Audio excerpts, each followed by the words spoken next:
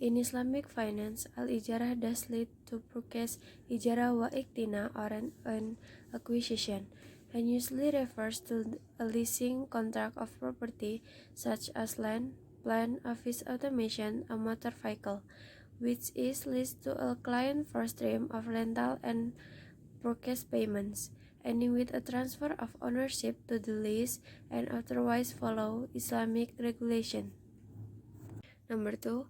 How it works ijarah. The trust purchases the property at the agreed upon purchase price.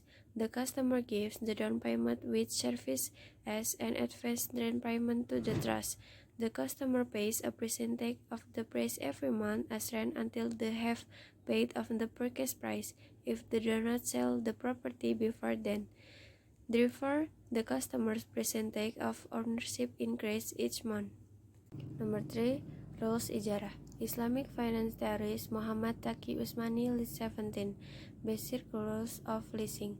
Leasing referring to Islamic leasing which Usmani used interchangeably with ijarah in his work Islamic Finance, Principles and Practice, although the principles of ijarah are so numerous that a separate volume is required for their full discussion.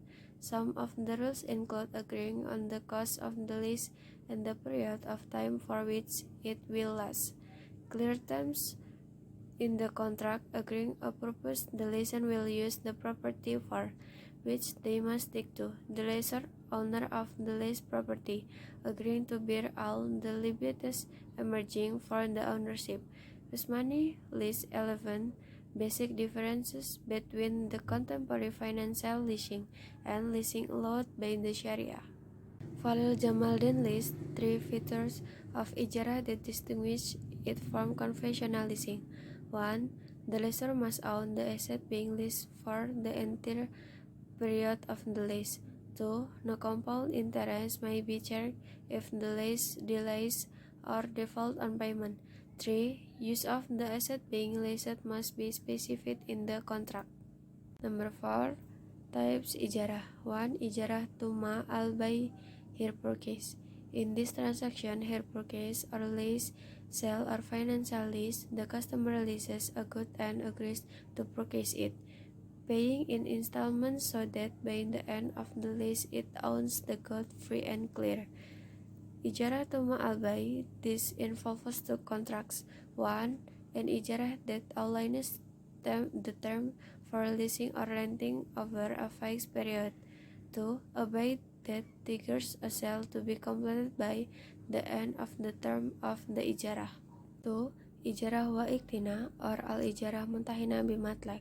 Ijarah wa iktina, literally lease and ownership, is also called al-ijarah muntahina bimatlak, lease that ends with ownership. Like a ijarah tuma bay, it may involve both a lease contract and a sale contract. However, in an ijarah wa iktina contract, the transfer of ownership occurs as soon as the lease pays the purchase price the asset anytime during the leasing period.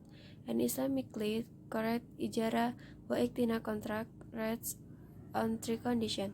1.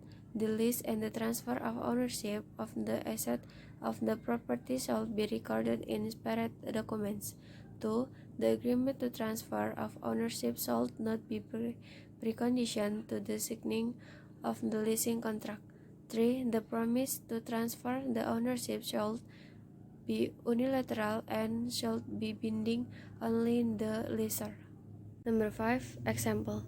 As an example, at a facility that finances cars, the customer is going to enter into the ijarah contract, leasing the car from the bank or the owner with an agreed payment price across a specific period of time. Once this lease period has expired, the second contract is going to come into effect, which is going to allow the customer to completely purchase the vehicle at a price that has already been agreed to.